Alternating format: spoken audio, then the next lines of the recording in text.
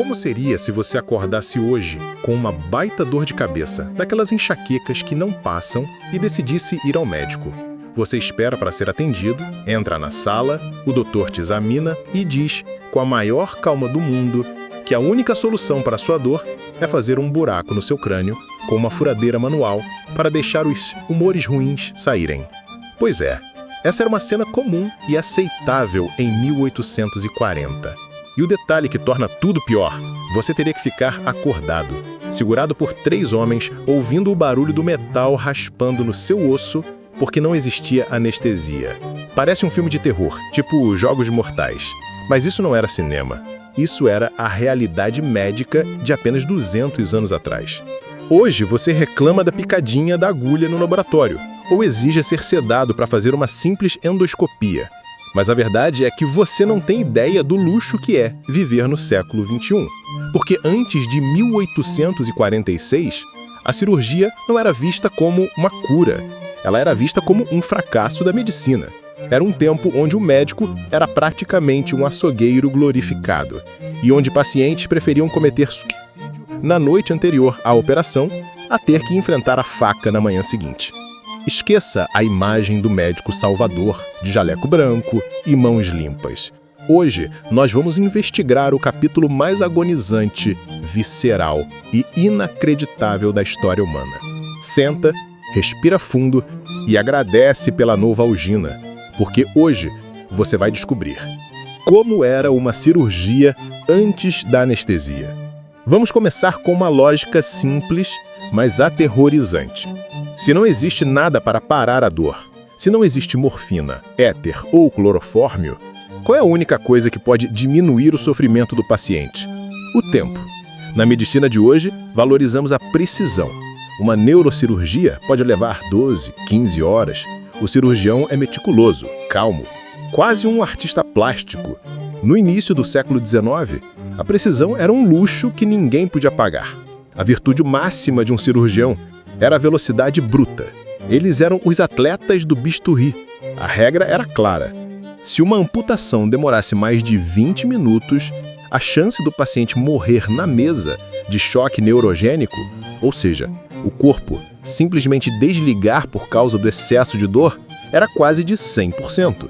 Então, a cirurgia era uma corrida contra o relógio. Literalmente. Os médicos cronometravam uns aos outros com relógios de bolso, apostando quem cortava mais rápido. E ninguém na história era mais rápido que um homem chamado Robert Liston. Guardem esse nome. Liston era uma lenda em Londres na década de 1840. Ele era conhecido como o bisturi mais rápido do Oeste. Dizem os relatos que ele entrava na sala de cirurgia como um gladiador entrava na arena. Ele gritava para os estudantes na plateia: "Cronometrem-me, cavaleiros, cronometrem-me!" E ele não estava brincando, não. Liston conseguia amputar uma perna do corte da pele até a serra do osso em exatos 28 segundos. 28 segundos. Tente contar até 28 agora. É o tempo que ele levava para remover um membro humano e fechar a pele. Mas essa obsessão pela velocidade tinha um preço alto e criou algumas das histórias mais bizarras e tragicômicas da medicina. Existe um caso famoso atribuído a Liston que é, estatisticamente, a única cirurgia na história com uma taxa de mortalidade de 300%. Parece impossível, né? Como você mata 300% das pessoas numa sala operando apenas um paciente? Deixa eu te contar como esse desastre aconteceu. Liston estava amputando uma perna com sua velocidade habitual, num frenesi de cortes tentando bater o próprio recorde. O paciente, claro, estava se batendo de dor, gritando.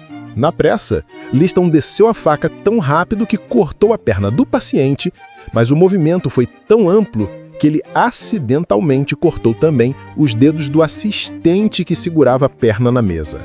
Ambos, o paciente e o assistente, morreram dias depois de gangrena, porque a higiene era inexistente. E os outros 100%? Bom, diz a lenda que um espectador, um senhor idoso, que estava na galeria assistindo, viu o sangue voar, viu a faca cortar os dedos do assistente e entrou em pânico, achando que o médico tinha ficado louco e ia matar todo mundo. Ele teve um ataque cardíaco fulminante e morreu ali, mesmo na plateia. Saldo final: uma perna cortada, 3 mortos.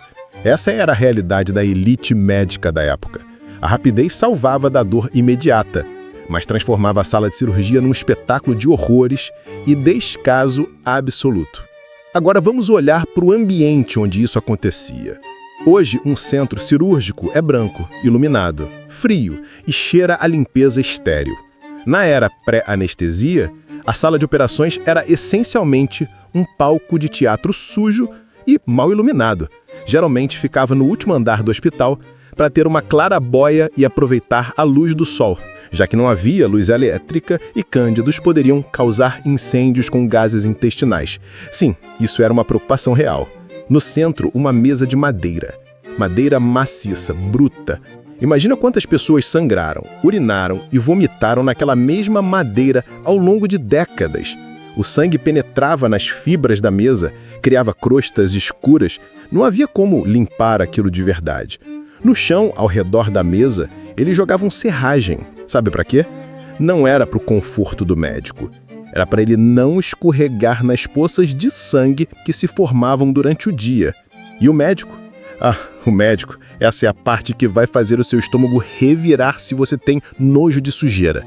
Hoje, o cirurgião se lava por minutos a fio, usa luvas estéreis, máscara, tudo descartável. Em 1840, lavar as mãos antes de operar era considerado desnecessário. E, incrivelmente, até coisa de gente fresca ou sinal de inexperiência. Um cirurgião respeitado tinha orgulho da sua sujeira. Eles usavam redingotes, aqueles casacos longos e pretos, e eles não lavavam esses casacos nunca. Pelo contrário, quanto mais duro o casaco estivesse de tanto sangue seco, pus e pedaços de tecido humano acumulados de cirurgias anteriores, mais experiente e respeitado era o médico. Aquele cheiro de hospital que eles tinham, que era basicamente cheiro de carne em decomposição, era chamado com orgulho de o cheiro da profissão. Eles saíam de uma autópsia no necrotério, onde mexiam em cadáveres abertos, limpavam as mãos num pano qualquer de bolso e iam direto para a sala de parto ou para uma amputação, com as mesmas mãos. As ferramentas, facas curvas, serras que pareciam ferramentas de carpintaria, ganchos de metal enferrujados, muitos cirurgiões seguravam a faca na boca, cheia de bactérias, quando precisavam das 2 mãos livres para amarrar uma artéria. Eles passavam a agulha de sutura na latela do casaco, sujo, para deixar guardada enquanto operavam. Você entende agora? O paciente não estava lutando apenas contra a doença, ele estava lutando contra o próprio médico. Era um ambiente biologicamente hostil, projetado para a infecção. Eu sei que você está pensando, mas Eduardo, não é possível. Eles não tomavam nada, um gole de uísque, uma pancada na cabeça para desmaiar. Vamos desmistificar isso agora, porque Hollywood mentiu para você. Primeiro, a pancada na cabeça. Isso é coisa de desenho animado. Dar uma martelada na cabeça de alguém forte o suficiente para causar inconsciência se chama traumatismo craniano grave. Isso mata ou deixa sequelas permanentes. Nenhum médico, mesmo naquela época, fazia isso como procedimento padrão. Segundo, o álcool e o ópio. Sim, eles usavam vinho, conhaque, láudano, que é ópio líquido. Mas pense bem, se eu te der uma garrafa inteira de uísque e depois começar a serrar o seu osso da perna, você vai parar de sentir dor? Não. Você vai ficar bêbado, confuso, talvez vomite e vai sentir cada segundo da serra rasgando os seus nervos. Além disso, o álcool é um vasodilatador. Ele faz o sangue circular mais rápido. Em uma cirurgia onde a hemorragia era o maior risco de morte, dar álcool significava fazer o paciente sangrar mais rápido até morrer. Então, qual era a verdadeira anestesia? A força bruta. A expressão em inglês bite the bullet, que significa morder a bala, vem dos campos de batalha, onde davam um pedaço de chumbo ou uma tira de couro para o soldado morder com força para que ele não quebrasse os próprios dentes de tanto trincar a mandíbula de dor. Mas a principal tecnologia de contenção eram os besouros cirúrgicos. Não eram insetos, eram homens. Hospitais contratavam porteiros, estivadores, homens fortes da cidade, cuja única função era segurar o paciente na mesa, à força. Imagina a cena psicológica. Você entra na sala, vê o médico com a furadeira ou com a faca, e ao redor da mesa, 4 homens gigantes te esperando de braços cruzados. Você não era tratado como um paciente, você era imobilizado como um animal no abate. Eles sentavam sobre seu peito, seguravam seus braços e pernas. A luta física era parte do procedimento. O cirurgião precisava ser um carniceiro frio e o paciente precisava ser uma vítima passiva. Havia relatos de cirurgias de pedras na bexiga, algo extremamente comum e doloroso na época, onde o paciente era amarrado numa posição específica, totalmente exposto, gritando por misericórdia, enquanto o médico introduzia ferramentas de metal sem nenhuma lubrificação adequada. É um nível de trauma psicológico que a gente nem consegue mensurar hoje. Muitos sobreviventes desenvolviam o que hoje chamamos de estresse pós-traumático severo. Eles nunca mais eram os mesmos depois de sair daquela sala. Mas vamos supor que você é forte. Você é um sobrevivente. Você aguentou a dor da furadeira no crânio ou da serra na perna. Você não morreu de choque na mesa. Robert Liston foi rápido e você sobreviveu. O pesadelo acabou? Não.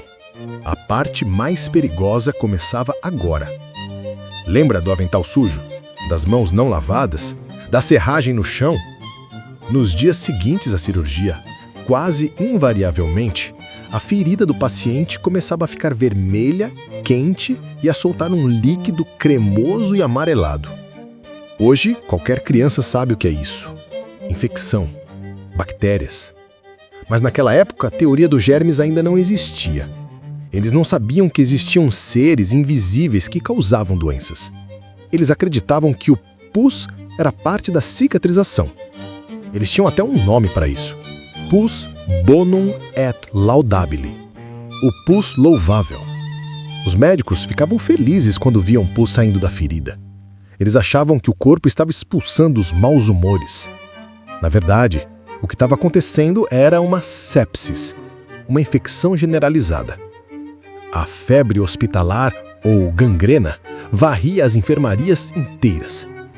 Em alguns hospitais famosos da Europa, no século XIX, a taxa de mortalidade para amputações chegava a 60%.